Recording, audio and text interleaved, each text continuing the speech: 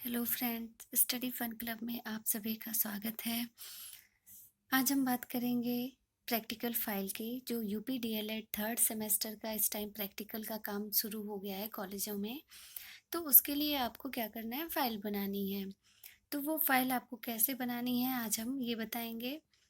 तो DElEd third semester के लिए आपको जो फाइल बनानी है उसके लिए आपको क्या करना है, वाइट कलर का पेज लेना है। इस पेज पर आपको आप यहाँ पर क्या लिखेंगे, इस पेज पर ये आपका पहला पेज होगा। इस पे आप अपने कॉलेज का नाम, उसके बाद सेमेस्टर कौन सा है, थर्ड सेमेस्टर लिखेंगे। फिर इस पे सब्जेक्ट लिखेंगे और आपका कौन सा बैच है आप वो लिखेंगे। तो ये आपका पहला पेज हो जाएगा। इसके बाद देखिए, ये हम जो बताने जा रहे हैं ये आपका फर्स्ट पेपर है, शैक्षिक मूल्यांकन। तो चलिए आपको बताते हैं। पहले पेज पे आपको क्या करना है, विषय सूची लिखना है। विषय सूची में आप ऐसे एक कॉलम बनाएंगे, इसमें क्रम संख्या, विषय वस्तु, पृष्ठ संख्या लिखेंगे। तो यहाँ पर देखिए मैंने 10 टॉपिक लिया हुआ है, आपको इसके बारे में डिटेल में बताना है।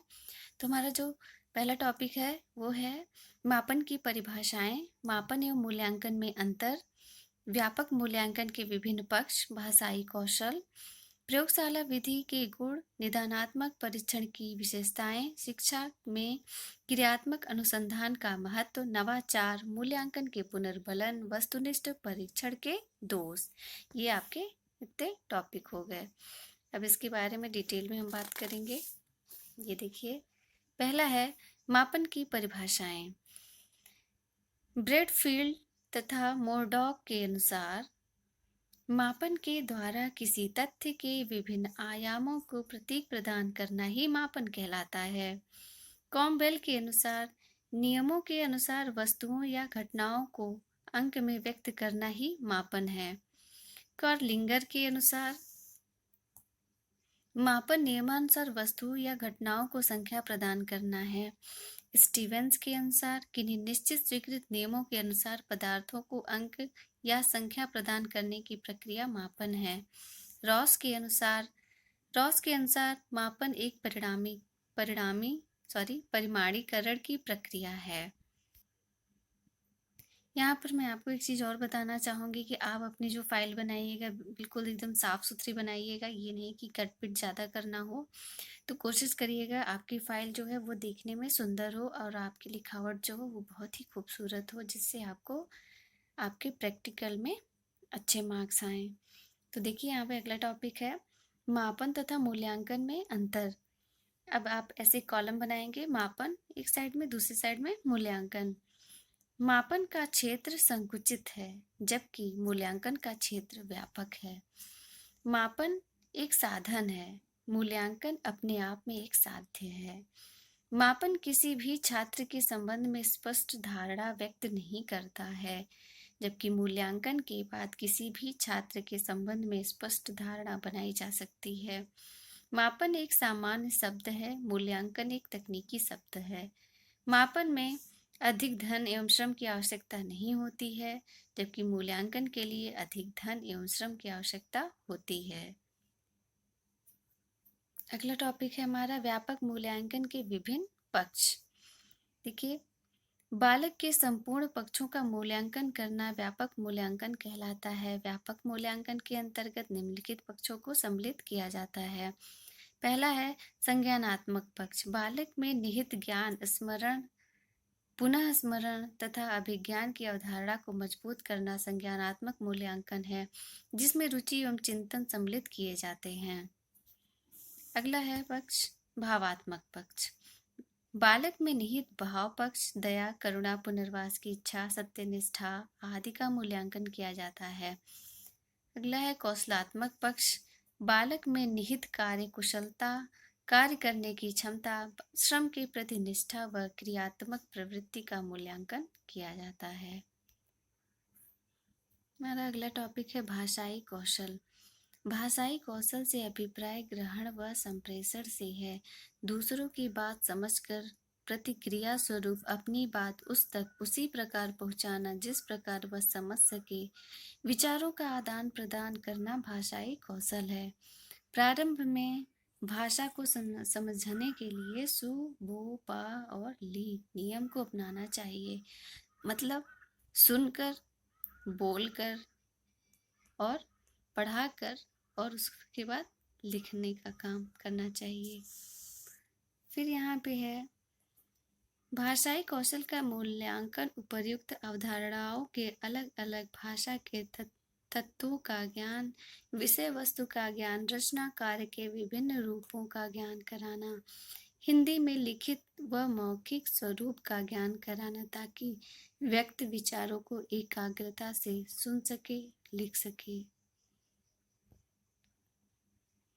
यहाँ पर देखिए गलती हुई, यहाँ पर व्यक्ति नहीं बल्कि व्यक्ति होगा। व्यक्ति विचारों को एकाग्रता से सुन सके, लिख सके। हमारा नेक्स्ट टॉपिक है प्रयोगशाला विधि के गुण। यह करके सीखने के सिद्धांत पर आधारित है। इसके द्वारा छात्रों में स्व अध्ययन की आदत आती है। छात्र पुस्तकों, चित्रों एवं अन्य सहायक सामग्रियों के प्रयोग करना सीख जाते हैं। छात्रों में तार्किक बुद्धि, मौलिकता व निर्णय शक्ति का विकास होता है। यह वैज्ञानिकता के सिद्धांत पर आधारित है। यह व्यक्तिगत भिन्नताओं पर आधारित है। इसके अंतर्गत छात्र अपना दायित्व पूरा करना सीख जाता है। अगला टॉपिक है हमारा निदानात्मक परीक्षण की विशेषताएं। यह परीक्षण पाठ्यक्रम का अभिन्न अंग है। यह परीक्षण विशिष्ट उद्देश्यों के अनुरूप होते हैं। यह परीक्षण मानकीकृत एवं अमानकीकृत दोनों प्रकार के होते हैं। यह परीक्षण बालक की योग्यता का मापन नहीं करते बल्कि विषय संबंधी कमजोरी का निदान करके उसके उपचार की व्यवस्था करते हैं। इनके परीक्षाओं के उपयोग के लिए कोई समय सीमा निर्धारित नहीं होती है। यह परीक्षण विश्लेषणात्मक होती है तथा किसी भी प्रकार के अंशों का पूर्ण विश्लेषण करती है। यह परीक्षाएं सीखने वाले मानसिक प्रक्रिया के स्वरूपों को बिल्कुल स्पष्ट कर देती है। इन परीक्षणों में मानक नहीं होते हैं। नेक्स्ट है शिक्षा में क्रियात्मक अनुसंधान का महत्व।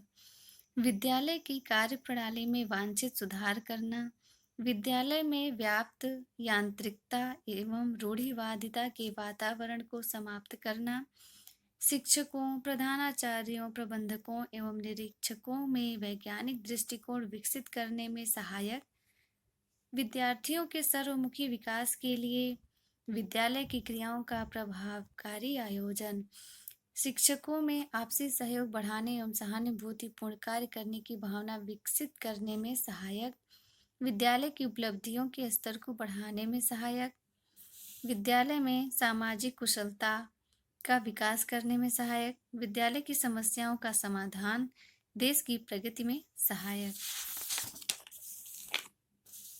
अगला जो टॉपिक है हमारा वो है नवाचार। नवाचार जो है वो दो शब्दों से मिलकर बना है, नव और आचार। नव का अर्थ है नया और आचार जो है वो आचरण, परिवर्तन। फिर है नवाचार वह परिवर्तन है जो पूर्व स्थिति, विधियों और पदार्थों आदि में नवीनता का संचार करे। परिभाषा E.M. रोजर्स के अनुसार नवाचार वह विचार है जिसकी प्रतीति व्यक्ति नवीन विचारों के रूप में करे। H.G. वार्नेट के अनुसार नवाचार एक विचार है, व्यवहार है अथवा पदार्थ है जो नवीन है और वर्तमान स्वरूप से गुणात्मक दृष्टि से भिन्न है। नेक्स्ट टॉपिक है हमारा मूल्यांकन में पुनर्बलन। मूल्यांकन की प्रक्रिया में पुनर्बलन का अत्यंत महत्वपूर्ण स्थान है। मूल्यांकन से छात्र की वास्तविक स्थिति प्रदर्शित होती है। अर्धवार्षिक मूल्यांकन में पुनर्बलन। अर्धवार्षिक मूल्यांकन के अंतर्गत छात्रों को पुनर्बलन प्रदान करने के लिए ऐसे अंक देने चाहिए जिससे पुनर्बलन की स्थिति जागृत हो सके, जिससे आप और आगे जा सकते हैं। सतत मूल्यांकन में पुनर्बलन। सतत मूल्यांकन से तात्पर्य उस प्रक्रिया से है जो कि नियमित रूप से छात्रों का किया जाता है। इसके अंतर्गत पुनर्बलन के माध्यम से अपेक्षित सुधार किया जा सकता है। जैसे गृह कार्य जांच करते समय उस पर अच्छे से ध्यान देना चाहिए तथा लेख पर ध्यान दें। मासिक मूल्यांकन में पुनर्बलन। मासिक मूल्यांकन में छात्रों की उत्तर पुस्तिका की जांच करते समय शिक्षकों को यह ध्यान रखना चाहिए कि छात्रों की त्रुटियों को दूर करने संबंधी रिमार्क के साथ साथ उसकी प्रशंसा संबंधी रिमार्क अवश्य लिखे जाने चाहिए। लास्ट टॉपिक हमारा है वस्तुनिष्ठ परीक्षण के दोष। वस्तुनिष्ठ परीक्षा में छात्रों की सृजनात्मक एवं मौलिक चिंतन की क्षमता, भाषा शैली, तथ्यों की व्यक्तिगत क्रम में संगठित करने की योग्यता का मापन संभव नहीं है। वस्तुनिष्ठ परीक्षा के द्वारा विद्यार्थियों के भाव प्रकाशन की क्षमता, विषय के प्रति उनके वैयक्तिक दृष्टिकोण का मापन नहीं हो सकता। इसके द्वारा छात्रों के स्मरण शक्ति या धारण क्षमता का मापन हो सकता है, परंतु छात्रों की उच्च मानसिक योग्यता का मूल्यांकन इसके द्वारा संभव नहीं है। वस्तुनिष्ठ परीक्षणों की रचना एवं प्रशासन अपेक्षाकृत कठिन है। इसमें नकल करने की संभावना बढ़ जाती है। तो इस प्रकार हमारा जो फर्स्ट पेपर है शैक्षिक मूल्यांकन, ये यहाँ पर ख़त्म होता है। अगर आपको ये वीडियो पसंद आए तो प्लीज़ लाइक करिएगा, शेयर करिएगा और आपके जो फ्रेंड हैं, जो कॉलेज फ्रेंड हैं, उनके साथ ये ज़रूर शेयर करिएगा ताकि वो भी अपनी फ़ाइल जो है अच्छे से बना सकें। वीडियो पूरा देखने के लिए बहुत बहुत धन्यवाद।